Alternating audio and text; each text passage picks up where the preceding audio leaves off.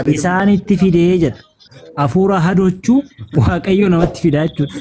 Amma har'aattis ija hin argine gurra hin dhageenye isaaniif kenneera. Dhageef yaadni jiru maaliin neetiin gaafa lallu kiristaanummaa keessatti akka waan waaqayyoon nama hin jallifne akka waan waaqayyoon maqaa karuma qajeelummaa irratti qofa nama ofutti uummanni kun yeroo baay'ee haasa'u jechuudha. Kun soba akka ta'e kuni afuufa mataa isaanii irraa ka'e akka ta'e wangeeliin dubbata jechuudha. Mee fakkeenya tokko lama ilaallu. Lallabaa boqonnaa 7 lakkoofsa 13 irratti akkas jedha. Wanta waaqayyo hojjete mee ilaalii jedha. Fedhis kan dubbachaa jiru waaqayyoon. Wanta waaqayyo hojjete mee ilaalii jedha. Kan inni dabseedha yoo. Kan inni dabse eenyu waaqayyoon kan dabse. Eenyutu qajeelchuu danda'a ree jedheetu gaafata umtuun jiru jechuudha. Kanaafuu piraaktikaalii asirraa wanti hubannu maanni waaqayyoon dabsaa akka ta'e akka dabsu dabinaan akka ibsamu dubbata jechuudha. Lammaffaa irratti waaqayyoon raajii illee raajiin osoo hin hafin yookaan nabiyyi illee akka inni gowwoomsu wangeeliin dubbata. Hisqeel boqonnaa 18 lakkoofsa irratti akkas jedha. Raajichis gowwoomfamee jedha. Raajichi gowwoomfamee jedha. Okay? Raajii yoo dubbate raajii sana ana waaqayyotu gowwoomse jedha. Raajiin hubadhaa sirriitti. Raajiin tokko gowwoomsanee yoo raajii jechuun nabiyyi jechuudha. Nabiyyiin tokko yoo gowwoomsame ana waaqayyotu isa gowwoomseedha kun. Ana waaqayyotu isa gowwoomse ani harka koo isa irratti ol fudhadhee saba koo Israa'el gidduudhaa isa nan balleessedha. Waaqayyo raajii sana ofii isaatii gowwoomsee ka'eetu raajii sanallee maal godhaa hin balleessa jechuudha. Gowwoomsadha waaqayyoon nama gowwoomsa.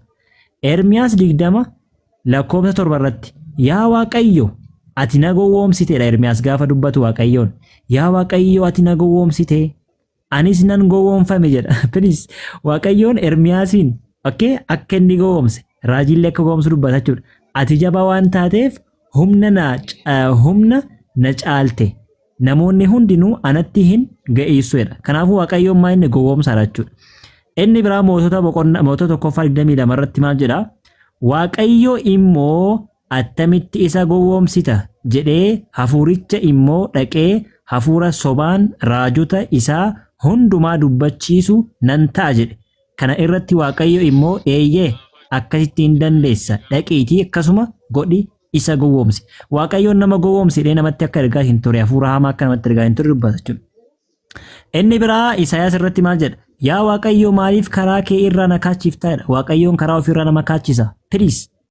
Waaqayyoon karaa ofiirraa maal godha? Nama kaachisa yoo maana kaachifta. Nuyi akka hin sodaannettis jedha. Nuyi akka hin sodaannettis maaliif garaa keenya jabeessitaa? Please. Uummanni namoonni akka waaqayyoon hin sodaanneef waaqayyoon garaa namootaa jabeessaa ture. Hubadhaa. Waaqayyo akka namoonni waaqayyoon hin sodaanneef garaa isaanii jabeessaa hin ture. Garboota kee fi gosa warra dhuunfaa kee ta'aniif jedhii deebi'i jedheetu dubbachaa hin ture jechuudha. Okay, faarfannaa 106 irratti illee maal jedha? Inni waan isaan barbaadan hin kennaaf garuu dhukkuba isaan golgoleessu isaan keessatti ergedha. Dhukkuba namoota golgoleessu waaqayyoon namatti ergaa ture. Please. Waaqayyo waan eebbifamaa waan gaarii namatti ergachaa hin turre jarri kun. Har'a garuu maal jedha? Waaqayyo dhukkuba isaan golgoleessu isaan keessatti buuse jedha. Laala.